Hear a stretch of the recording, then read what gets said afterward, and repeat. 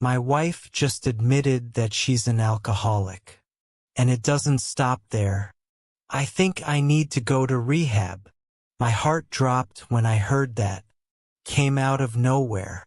The woman I was married to and living with had been struggling in the throes of addiction, and I was none the wiser? I had never felt so taken aback. Carrie, what do you mean?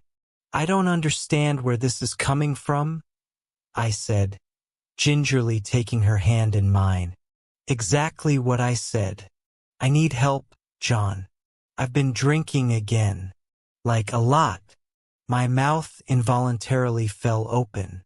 Carrie had admitted to having alcohol dependency after graduating from college, but I had always been under the impression that she'd nipped it in the bud.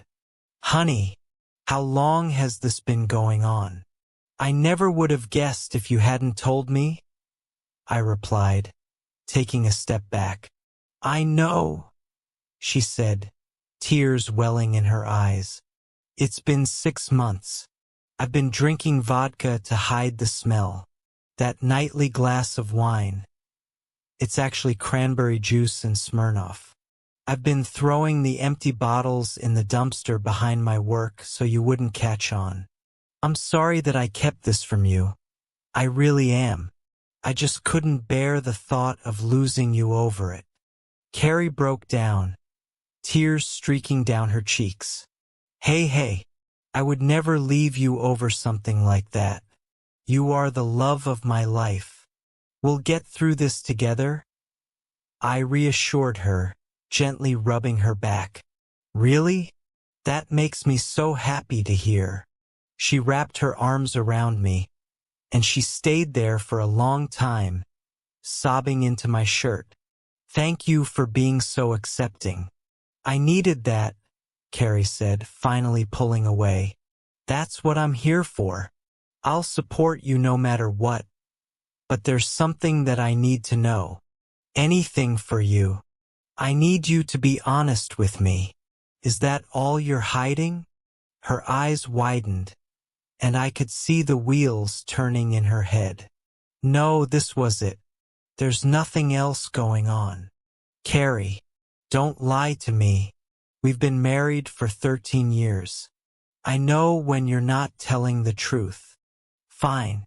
I've been going to a support group, for alcoholics. My brows furrowed. Okay? And why did you feel the need to keep that from me? Because it's not working. This was a lot to get off my chest. I don't want to talk about it anymore. All right, but we're going to revisit this later. She nodded, before darting into our room and locking the door. I didn't know what she was playing at, but I knew that my wife wasn't telling the truth.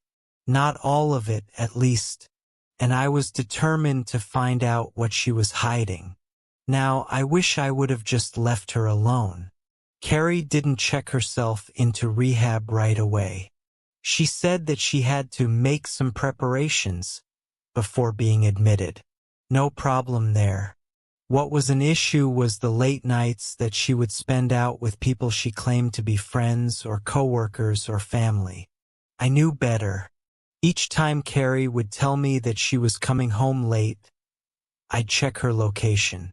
She's not the best with technology, so I'd wager a guess that she forgot that she shared it with me. And I used that to my advantage. Whenever my wife made up an excuse not to come home, her phone said that she was always at one spot, the abandoned church on the outskirts of town. So I did what any suspicious husband would do. I tried to catch her in the act. Look, man, I don't know if this is the best idea, my coworker, Jeremy, said as I neared the parking lot. Oh yeah? Well, what would you do in this situation? I'd probably just, call the cops or something. Really? And tell them what? That my wife might be boinking some random dude in an empty church? They'd be more likely to write me a ticket for filing a false report. Whatever, man, I tried to warn you. Good luck. And with that, the line went dead. "Thanks, I guess," I grumbled, slapping the car in park and pocketing my phone. I glanced up at the rundown building before me, steeling myself for what I was about to do. The church was even creepier in person. A fire had left it completely charred, evidenced by the imprints left around the shattered windows. Vines snaked along the exterior, lending to the place's eerie ambience. I really didn't want to have to go in there, but I knew that I didn't have any other choice. After reassuring myself in the rearview mirror for what must have been at least 10 minutes, I finally gathered the courage to go inside. I crept up to the entrance, my eyes darting frantically around the parking lot. I felt like I was doing something wrong, like one missteps would have the local police force swarming me in an instant. I quietly pushed open the front door, breathing a sigh of relief when it didn't creak. The church was dark, but I could see a faint light emitting from one of the rooms toward the back. My heart jackhammered in my chest. Was I really doing this? What if Carrie found out? It would break her. No, she wasn't being honest with me, and I had to know why. I couldn't afford to turn and run. Not after making it so far. I pressed forward, following a path that had been cleared through the debris. Aside from that, the interior looked just as I imagined it had the day of the fire.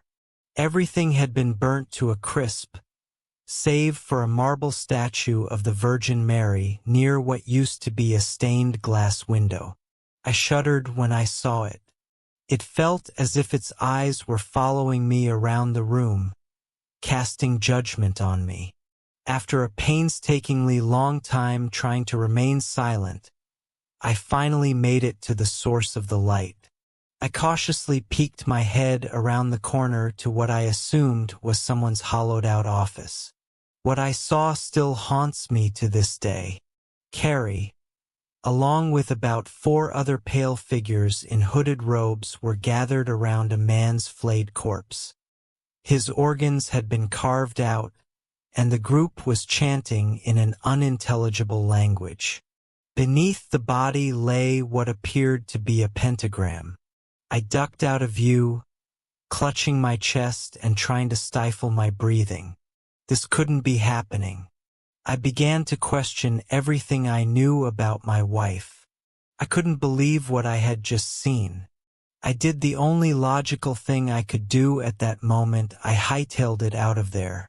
I crept out of the church as quickly as I could without alerting any of those lunatics, and I raced home, going well over the speed limit.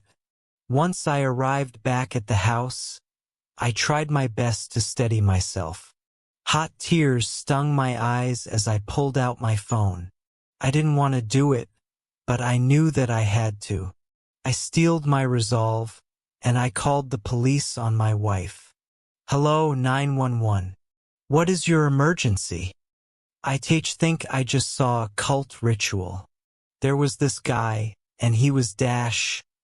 I nearly vomited just recanting the gruesome scene, but I managed to keep it down.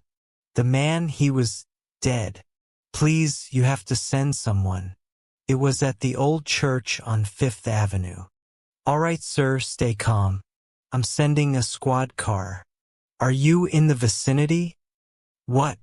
And no, I'm safe." I dash. My eyes grew wide, and for a moment, I thought that I might pass out. Just then, I received a text from Carrie. My breathing shallowed as I opened it.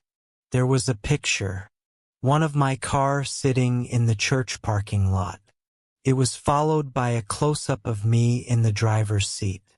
My heart thumped wildly in my chest as a text bubble appeared. "We need to talk. If you tell anyone about this, you'll be next." "Hello? Sir, are you still on the line?" the operator asked, pulling me out of it. "What did the man look like?" I'm not sure. I'm sorry, But I have to go. I hung up before she had a chance to protest. I didn't waste any time.